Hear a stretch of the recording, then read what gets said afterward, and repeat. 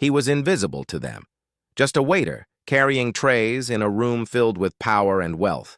To the rich, he didn't exist beyond the uniform he wore. But when laughter echoed across the hall, it wasn't harmless. It was sharp, mocking, aimed directly at him. A billionaire's cruel joke turned the spotlight on the one man they thought would stay silent. But they were wrong. Because in that moment, something happened no one expected, and when he finally replied, the room fell silent. His name was Daniel. To most, he was just another face in the crowd, a young man working long hours to support his family back home. Every day, he put on the crisp white uniform of a waiter, walking into the glittering world of the wealthy, a world that never truly saw him. He moved silently through marble halls and chandeliers, carrying trays heavier than his paycheck, his smile hiding the exhaustion beneath. Daniel's life was simple but not without dignity. He dreamed quietly, of saving enough to start something of his own, of one day being more than just the help. But in this mansion, none of that mattered. To the guests sipping champagne, he was invisible, a shadow slipping between tables. Yet beneath the silence, Daniel carried something no one expected, a skill, a secret that would one day shatter their assumptions. He didn't seek attention, but fate was about to put him under a spotlight he never asked for. And on that night, surrounded by power, arrogance, and wealth, the very thing that made him invisible would become the reason no one could forget him. The night of the gala began like any other. The mansion glittered with gold, a palace built to remind the world who held power. Guests poured in, businessmen, politicians, socialites, each one louder than the last. Music drifted through the air, laughter bouncing off the marble walls. Daniel moved quickly between tables, balancing trays of crystal glasses, his posture trained to be invisible. But invisibility has its weight. Every time he walked past, he caught fragments of words, dismissive tones, mocking laughter. To them, he wasn't Daniel. He was just the waiter, a role, a shadow. And then it happened. Near the head table sat the man who held everyone's attention. A billionaire, famous for his wealth, feared for his arrogance. He had the kind of presence that demanded eyes, the kind of voice that filled every silence. When his gaze landed on Daniel, it wasn't with curiosity, it was with amusement. "Look at him!" the billionaire sneered, loud enough for the room to hear. The table erupted in laughter, cruel and sharp. He pointed at Daniel like one points at an object, not a man. "A servant, dressed like he belongs here. Do you think he even understands what we're saying?" The words cut through the music. Daniel felt the burn of 100 eyes turned toward him. His chest tightened, but he forced himself to keep moving. Years of swallowing insults had taught him to stay quiet, but silence only fed their cruelty. The billionaire leaned back in his chair, sipping his drink with a smirk.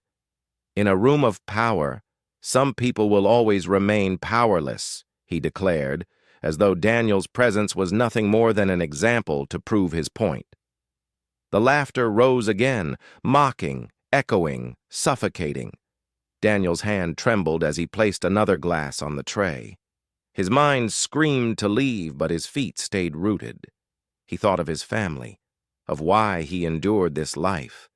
Yet a voice inside whispered, "Why should you always endure?" The humiliation deepened as whispers spread across the hall. People weren't just laughing at the billionaire's words anymore. They were laughing at Daniel, at his skin, his uniform, his silence. And then the billionaire pushed further. He stood, raising his glass, addressing the room. "This man," he said, gesturing to Daniel, "is proof that no matter how high you build a house, some people will always enter only through the servant's door." The room roared, the music dimmed, and in that instant Daniel realized this wasn't just mockery, it was erasure. His existence was being reduced to a punchline, a spectacle for their entertainment. He felt his blood boil, his heart pounding so loudly it drowned out the laughter. Years of swallowed pride, years of invisibility, years of silence, all collided in his chest. But Daniel wasn't just what they thought he was. He carried something no one in that room imagined. And in the next moment, the very skill that made him invisible would turn their arrogance into shock.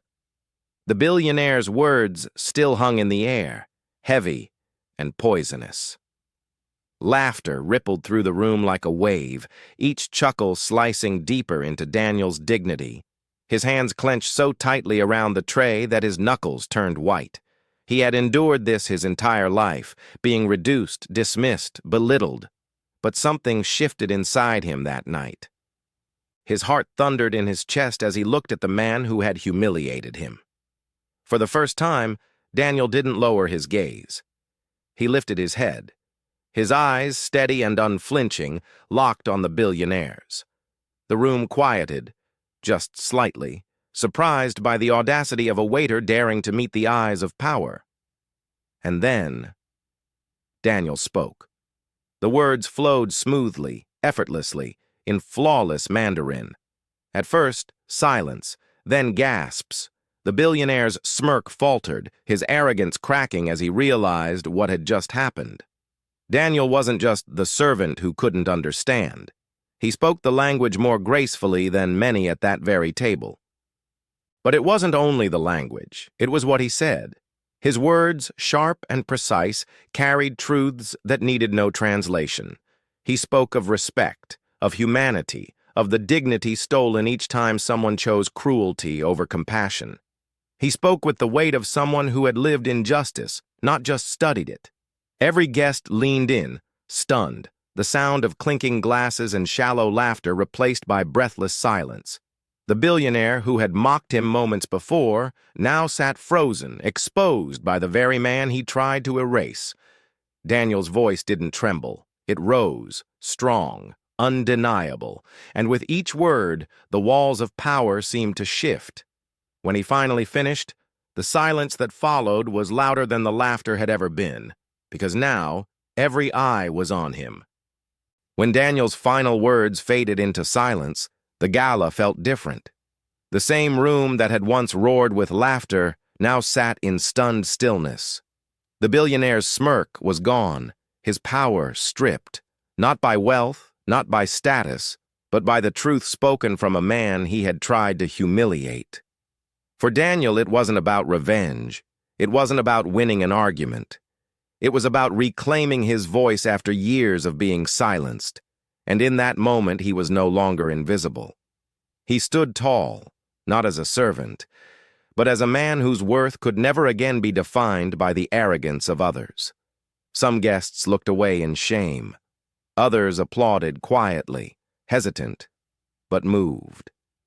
But what mattered most was that the mask of superiority had cracked. The billionaire, so used to commanding the room, had been forced to confront his own cruelty.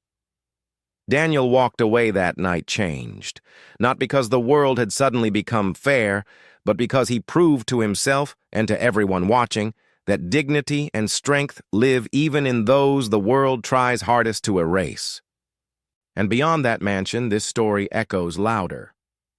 Because Daniel's experience is not his alone. It belongs to countless others who have endured the sting of racism, the weight of silence, the cruelty of being mocked for who they are. The question that lingers is this: how many more Daniels must stand, humiliated in the spotlight, before society learns to see every human being with the respect they deserve? The laughter may have faded that night, but the lesson should never be forgotten.